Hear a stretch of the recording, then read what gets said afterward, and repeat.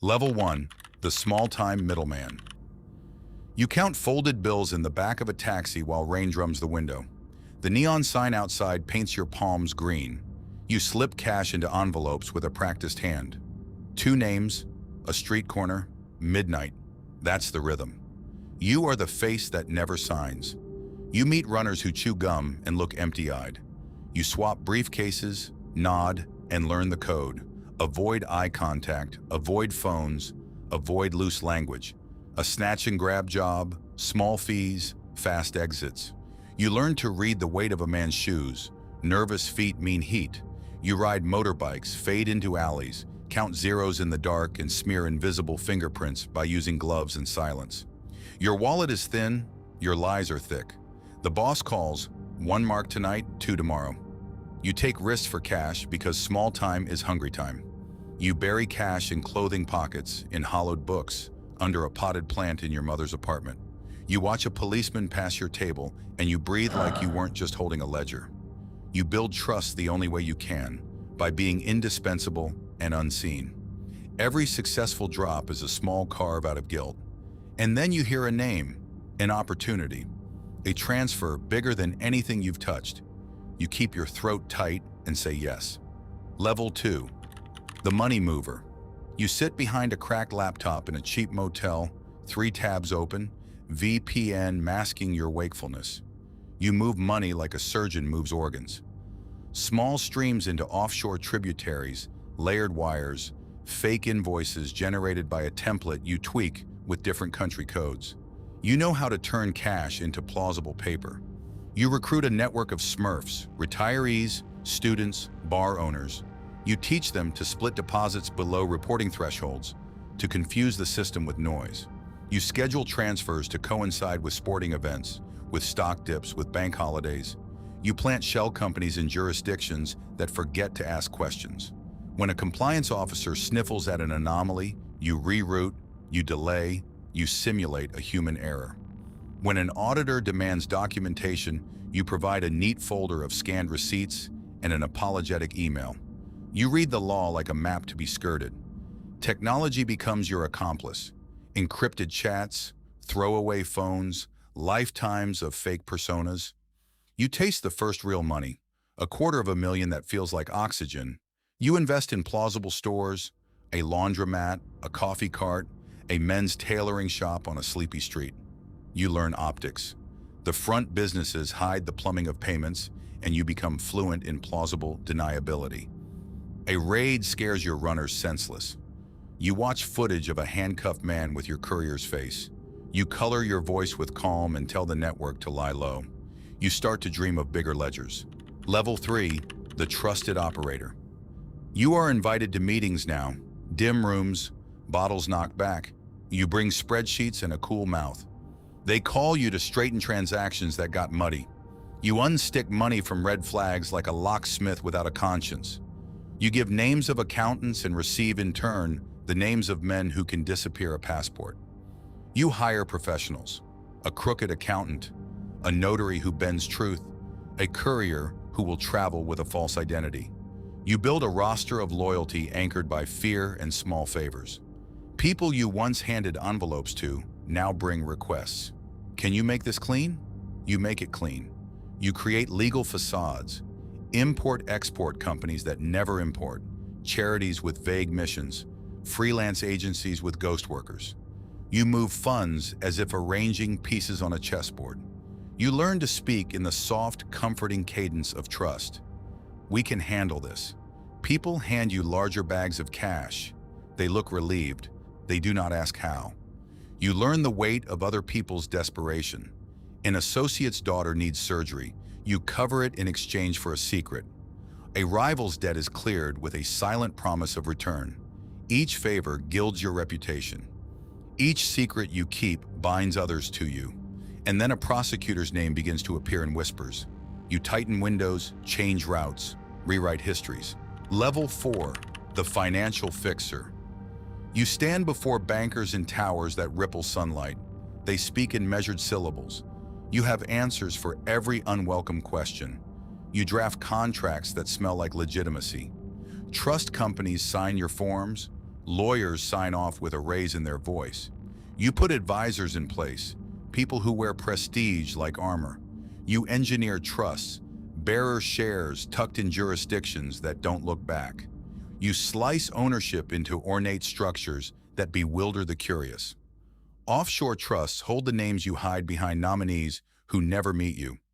You file for tax advantages someone else will fight for if the law asks too loudly. You mix legacy banks with crypto mixers.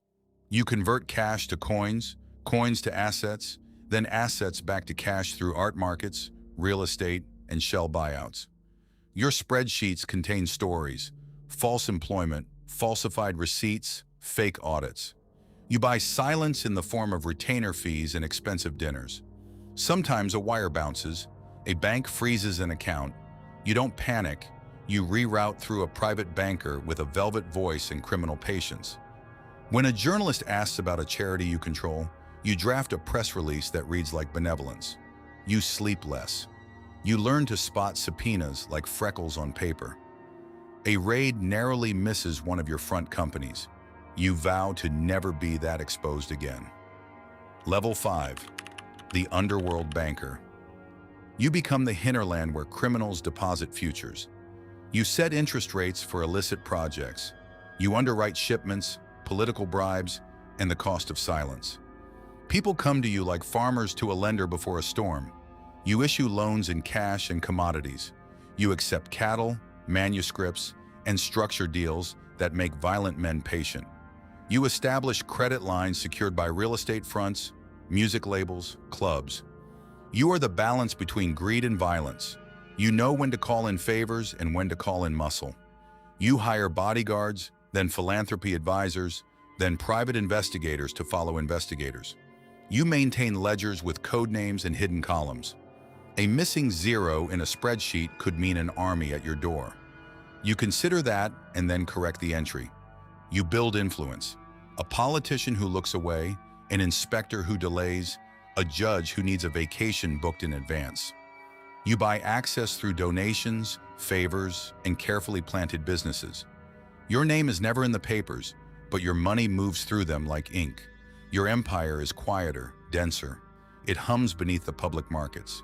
You taste luxury, but you taste the metallic tang of fear too. A subordinate is taken in the night. You send someone to bring him back. He returns with eyes that no longer meet yours. You begin to trust fewer and charge more. Level 6. The money laundering kingpin. You sit in a private terminal, curtains closed, watching graphs bloom across screens. Your empire spans banks, stocks, smoke companies. You influence currencies enough to tilt small markets. You are a myth whispered in law enforcement briefs and in frightened phone calls. You orchestrate mergers that clean decades of profit. You invest in logistics, then use logistics to move value in ways regulators can't trace. You plant people in ministries and in audit offices. You create philanthropic foundations that fund headlines while draining illicit proceeds into sanctuaries. Trust is no longer earned, it's paid. You buy loyalty with futures and threats with silence. You negotiate with warlords like you negotiate with hedge fund managers, with numbers and patience. You are pragmatic, cruel, efficient. There are betrayals now that are costly. An intimate associate flips after a raid. You lose a country's foothold in a single night. You watch surveillance footage of a sabotage you cannot explain. You send messengers who issue nonverbal threats. Violence is rarely your first instrument, but it is a useful one. You look in a mirror and see a stranger who used to hand over envelopes in taxis. You have art on walls that cost as much as a commune and children who have never known a simple life. You promise them safety. You promise yourself immortality. A quiet knock comes at an ally's door. Men in black coats do not carry smiles. You reroute, you erase, you bury. But the net tightens. Level 7. The Invisible Empire. You are no longer a person, but an infrastructure. Corporations wear your fingerprints. Servers whisper your protocols. You influence elections with targeted flows and launder reputations through sponsored think tanks. You own pieces of media, then shape narratives. You are a ghost with a ledger. You buy entire industries to rotate money through currency. You seed new markets to justify transfers. When a bank tightens policy in one jurisdiction, you shift to another with an email and a payment. Regulators pass new laws, and you rewrite structures overnight. You have lawyers with entire libraries of precedent on retainer. Your operations reach continents. Your money rebuilds a coastline, refurbishes a minister's office, underwrites a university program that confers honorary degrees to people on your payroll. You cultivate legitimacy until it becomes armor. Philanthropy is your final camouflage. But empires of air are brittle. A single leaked ledger, a persistent prosecutor, a whistleblower with a conscience. These cracks take years, but they grow. You watch news cycles like weather reports. You calculate damage and prepay narratives. You do not sleep. You plot contingencies and planes and passports. In the dead hours, you think of those first envelopes. You recall a taxi and a neon sign and the small, cheap thrill of getting away with it. The money you once ran for fun now runs entire lives, entire nations. You feel the gravity of it pressing in. You learn that invisibility asks a price. Relationships traded for loyalty, names erased for safety, a self tempered down into a brand. When the knock finally comes, it will be at a door with a warrant, and your empire may be a headline or a rumor. You close the ledger and light a cigarette. Smoke curls into the dim. Outside, the city keeps humming. You remain, for now, both hunter and hunted. Thanks for watching. If you enjoyed this story, subscribe to Crimson Echo. It's completely free, and your next crime story is already waiting.